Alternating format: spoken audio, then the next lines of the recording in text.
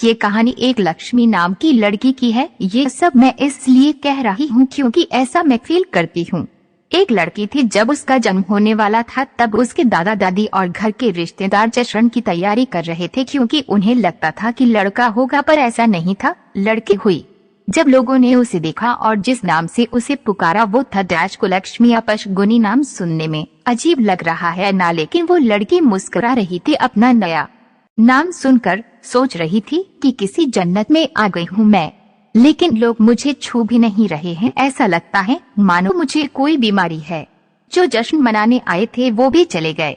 मुझे लोग मारना चाह रहे थे। सोच रहे थे लड़की हूँ और बदनामी के से वादे भी क्या सकती हूँ। केवल एक इंसान जो मेरा पूरा साथ दे रहा था वो थी मेरी माँ, जिसने मुझे दुनिया की नजरों से बहुत दूर भेज दिया। दुनिया की नजरों में तो मैं मर चुकी थी, लेकिन मैं तो अनाथालय में थी। मेरा भरा पूरा परिवार था, लेकिन फिर भी मैं अनाथालय में थी। कितना अजीब है ना। ऐसा कोई दिन नहीं जाता था जब मेरी माँ मुझसे मिलने ना आती हो और मुझे दूध ना पिलाती हो। मेरी पूरी देखरेख करती थी। मेरी माँ और परिवार वालों से झूठ बोलती थी कि मैं अपनी सहेली से मिलने जा रही हूँ। हर रोज माँ नए बहाने बनाती थी। एक दिन मुझे तेज बुखार हो गया और उस दिन माँ पूरे दिन मेरे साथ रही और मुझे सुलाकर ही वापस घर गई। पापा ने पूछा कि इतनी देर कैसे हो गई, तो वो बोली कि मेरे सहेली की तबीयत खराब थी और मैं उसकी मदद करा रही थी। पापा ने गुस्से में उस दिन मम्मी की पिटाई भी की। माँ दर्द सह रही थी, लेकिन फिर भी मुझे छिपा रही थी। उसे लगता था कि मैं तो बच्ची हूँ, मैं क्या समझाऊंगी, लेकिन ऐसा नहीं था। मैं सब समझती थी। मैंने भी सोच लिया कि सब जानकार रहूंगी। मैं मैडम के पास गई और बहुत रिक्वेस्ट करने पर उन्होंने मुझे सब कुछ बता दिया। यह सब सुनकर मुझे बहुत गुस्सा आया। मैंने तभी सोच लिया कि कुछ अलग करके दिखाना है। कुछ बड़ी हुई तो मैंने बॉक्सिंग क्लब ज्वाइन कर लिया।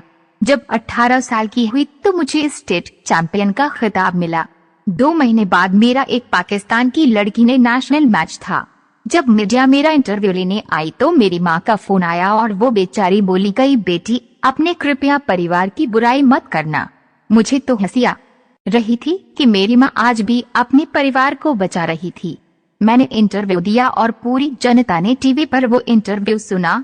शाम को माँ ने बताया कि टीवी देखते हुए पापा बोल रहे थे कि वाह क्या लड़की है, कितना नाम रोशन कर रही है अपने माता पिता और परिवार का। वो लोग तो मुझे छोड़कर चले गए थे ये कहकर कि मैं कुलक्ष्मी हूँ। आज वो लोग मेरे से मिलना चाहते थे और मेरे साथ फोटो खींचना चाहते थे, लेकिन आज भी वो मेरी पहचान से अनजान थे कि मैं कौन हूँ। ठीक 2 महीने बाद नेशनल चैंपियनशिप का मैच हुआ और वो सभी मुझे देखने आए थे। बहुत सारे लोग मैच देखने आए थे और सभी बोल रहे थे dash you can do it, लेकिन मेरी नजरें उस भीड़ में अपने परिवार को तलाश रही थी। दूर भीड़ में मुझे मेरा परिवार नजर आया। उनको देखते ही मेरे अंदर गुस्सा भर गया और सारा गुस्सा मैंने अपने प्रतिद्वंदी पर निकाल दिया और वो नेशनल खिताब अपने नाम कर लिया। फिर क्या, सभी मुझ में इंटरेस्टेड हो गए। लोग मुझसे मेरे परिवार के बारे में पूछने लगे। बहुत मजबूर होकर मैंने बताया कि मैं वो लड़की हूँ जिसे 20 साल पहले मार दिया गया था, जिसे सबसे पहला नाम कुलक्ष्मी दिया गया था।